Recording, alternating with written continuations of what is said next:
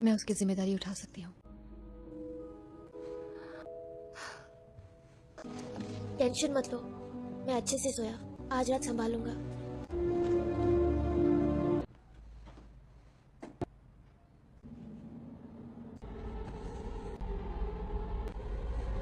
डायन,